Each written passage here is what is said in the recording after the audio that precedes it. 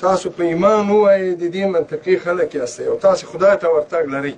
چې په دغه بندیخانه کې کوم هزاره کوم تاجک کوم ازبک تاسو بندي لیدلی غیر له پاکستان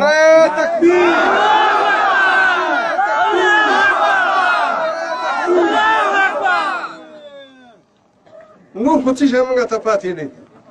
څه شی خو نشته خو ملکونه خو زموږ لاړل د موږ د منطقې په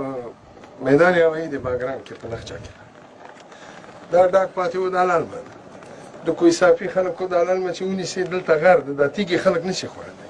د انسان خاصیت نه ده چې تیږه وخوري د انسان خاصیت ده چې ډوډۍ وخوري دلته دا خلک غریبانه للمه کوي او دا ته له 3 ولایتونو نه خیز راوهه او دلته 100,000 کوره راځه او د خلکو مځکه غصبوه د ما عرض په دې کې ده چې موږ دلته 2414 جریب مځکه تقوا صاحب دلته والي و موږ ورکړی چې هر څوک دلته راځي او ځمکه یې نه د موږ ورونه دي که تاجکي که ازبکي که هزارهي که پښتوني که هر څوک که نه دلته دې شاره کې ځمکه کې ځای ورکړی موږ هېڅ اعتراض نه پرې لرو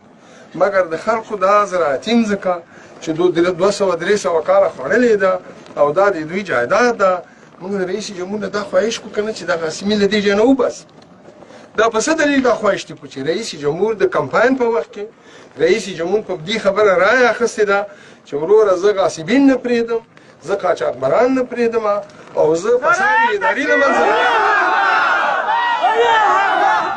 چې ښه قضاوت نه وي عدالت بیخي راځي که رئیس جمهور د خدای حق پسې ګرځي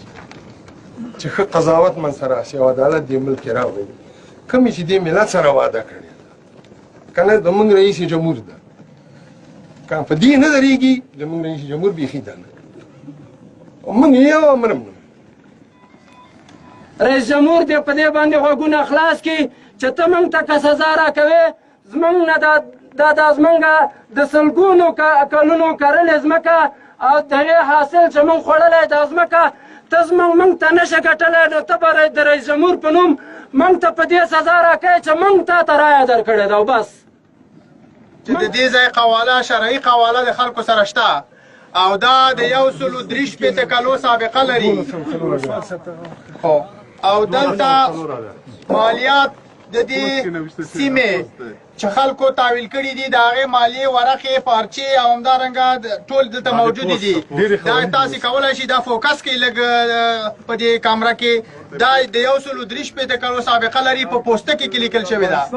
مرکزي حکومت باید هر چې عاجل په باریکاب کې د غصب شوو ځمکو د غصب د مخنیوي لپاره اقدام وکړي دوهم د کوه صافي او بګرام د مځکو د غصب عاملین باید هر څه عاجل د قانون منګولو ته وسپارل شي دریم د کوه صافي او بګرام خلک با د ځمکو د کامل استرداد پورې خپلو مدني حرکاتو ته دوام ورکوي او د هیڅ نوع زور زیاتی طرفدار نه دي څلورم حکومت باید د ځمکو د غصب د مافیا مخه ونیسي تر څو د دې سبز او باریکاب د شهر جدید کابل د پروژې د مخنیوي د تطبیق مخه ونیول شي شپږم زورګویانو خلاف باید حکومت د قانون ملاتړ وکړي او د زورګویانو څخه ونه ډار شي شپږم حکومت باید متوجه وي تر څو د دوی خاموشي به ډیر فاجعه بار او خطرناک عواقب ولري چې بیا به هیڅوک د کنټرول وسه ونه لري